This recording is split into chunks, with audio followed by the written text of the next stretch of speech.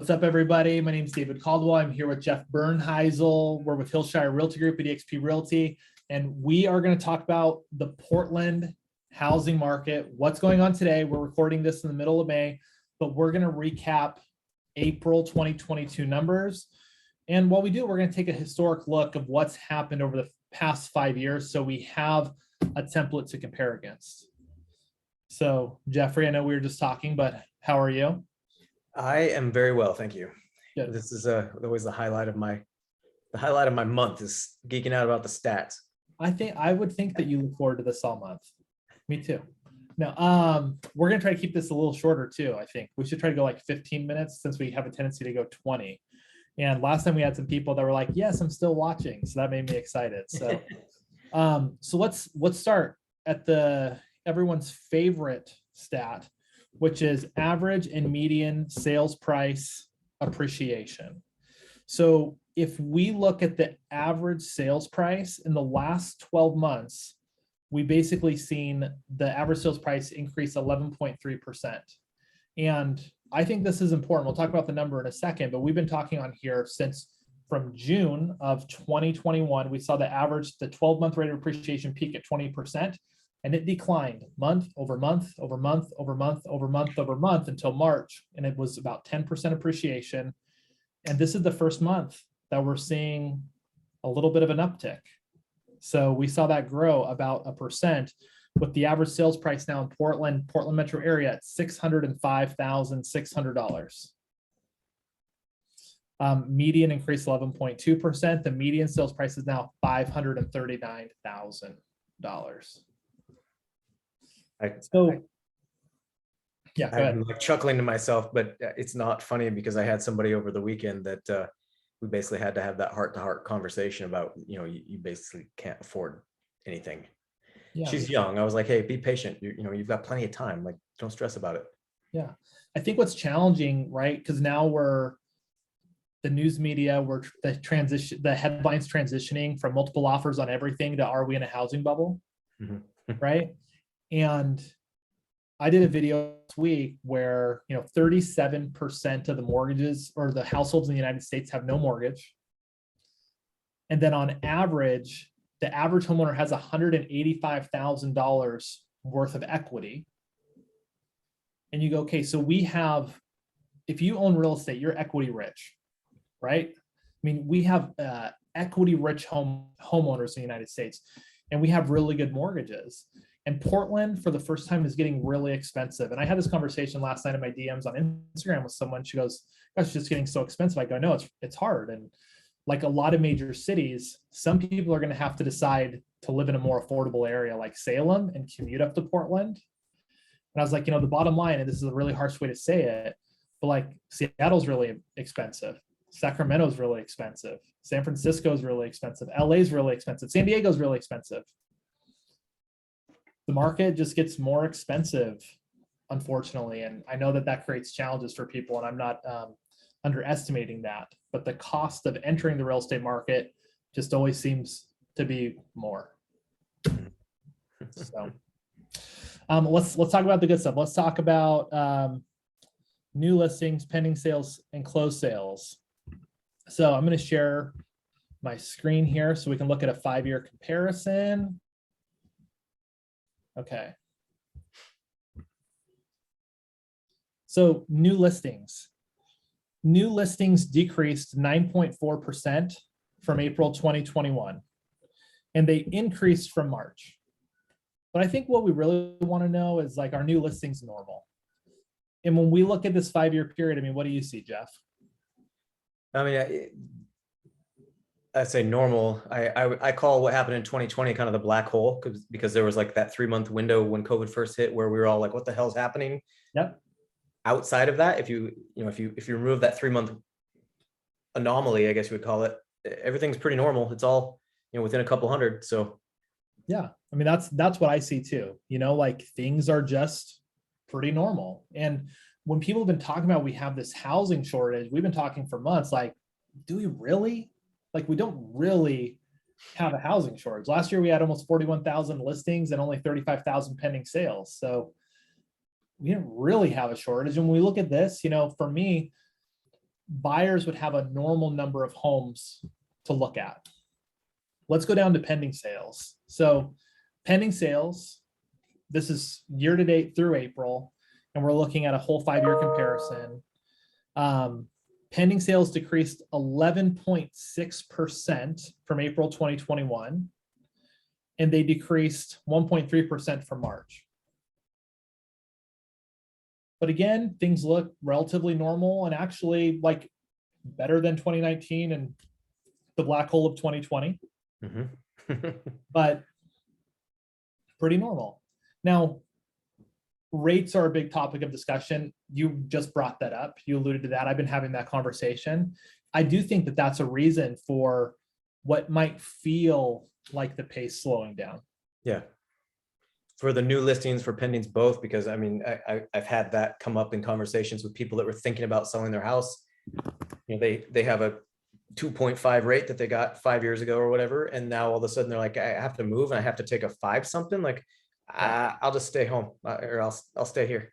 Yeah. And I think that's going to happen for a lot of people. But if we go back to like 2012, 2013, there were people that had those rates. And some of those people moved in 2018 or 2019. Those rates won't hold people hostage forever. Right. They certainly will give some people pause. And especially as you're a buyer entering the market, it could create some pause. Now, you know, when we look at pending sales, we have to look at months of inventory because that's that pace of the market. We still have 0.8 months of inventory, right? So we ticked up, we went from 0.7 to 0.8. And I think this is important to look at too, because people are going, oh, are we in a housing bubble? Is the market going to crash? Is it this or this because of rates? Because that's the way it's sensationalized on the news. It's more likely that we're going to go from like crazy, stupid market to normal, right? Yeah. It's unlikely we're going to go from hyper sellers to failure, considering we have equity rich homeowners in the United States. And in the last 26 of 30 years, we've seen housing appreciation. Closed numbers, which I don't think closed numbers mean that much, right? But closed year to date, I mean, second best year or 5-year period, second best year for closed sales. Closed sales are at 5.6% from the same time last year, or up 3.7%, you know, from the year before. Year to date summary, closed sales are down 0.8%, essentially flat. Yeah. So pretty insignificant. I say business as usual. Business as usual. So one thing that you don't show in there, and I think it tells a story if we look, you know, we look back the whole damn time, is the number of days on market is just down and down and down and down. We're down to 21 now on average. It's the lowest it's ever been. Yeah, 21. You know, it's interesting because I've been talking about that, but I also been talking about 2018, because I think people are going, well, what the market's going to change, right? Interest rates are going to make the market change, which is likely. So if you go back to 2018, average days on market was 65 days. Way different. I mean, 3 times more than it is today, right? Rates were pretty similar to where things are at today, right? High 4s, low 5s, which is what a lot of people think will settle out for this year. The 12-month rate of appreciation in Portland, 5.5% in 2018. So, you know, I think there's lots of fear about how rates are going to impact the market. My belief, and you can correct me if I'm wrong, I just think we're going to move from hyper sellers to normal, which actually creates opportunity for buyers, I think, because some sellers are going to be really nervous and feel like they have to sell, right? Like, oh, we might go over a cliff, but we're not selling stock, right? We're selling people's homes. And I think for sellers, right, it's going to be more important to prepare and really price their house appropriately, and maybe price where you don't get multiple offers, maybe price where you don't sell in the first weekend. What say you? Well, you brought up something that I actually looked at earlier in price, because I've been seeing, and we talked about it the other day, like the price reductions, number of price reductions seem to be going up. And I don't know, you probably have a way of doing this, going back and seeing like last month and the month before and the month before. I just looked at Portland Metro in the last 30 days, and there was, 230 some, and I say Portland Metro, I'm not talking about the whole metro, just Portland proper, I guess I would call it. Sure. 237 price reductions of $10,000 or more just in the last 30 days. So there's deals out there.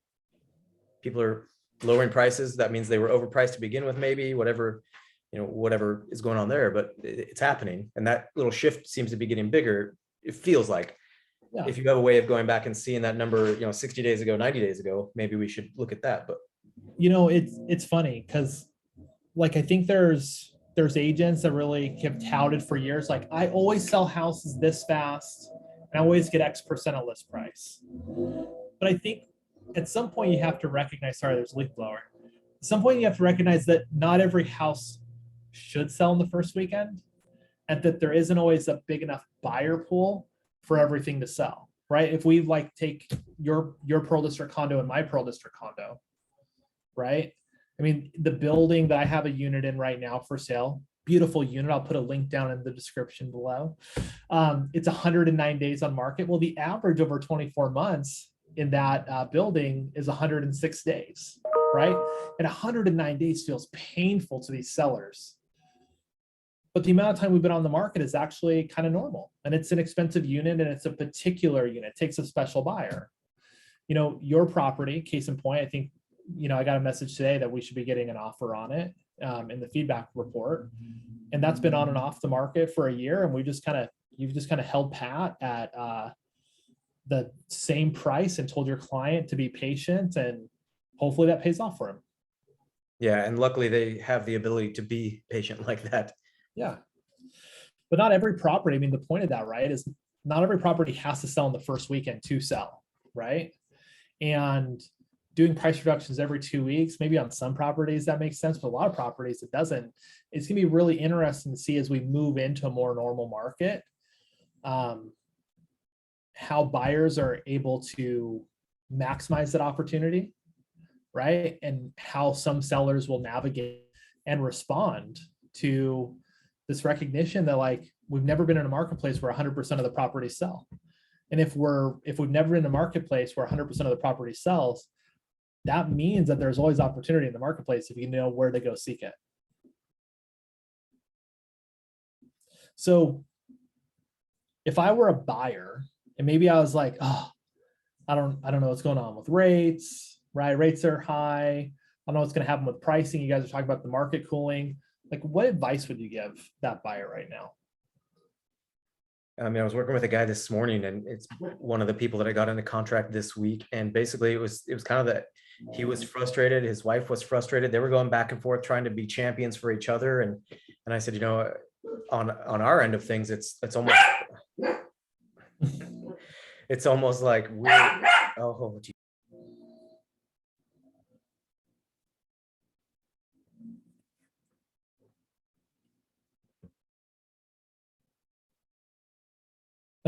That's okay. We can edit that part out. Hopefully they just run away. No editing.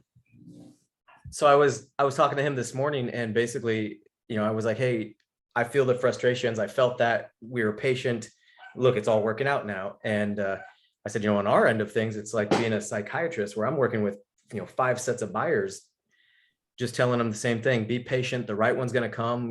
We wrote 4 offers, 4 different weekends, kind of just giving them that same advice. Like, hey, if this one doesn't work out, the next one's going to be the one.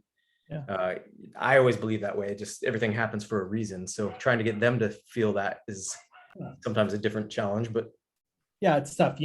I think the biggest truism in real estate, if you're a buyer, is there's always another house you'll fall in love with. Like I've seen that for as long as I've been in real estate, which is 15 years now. So you always see that.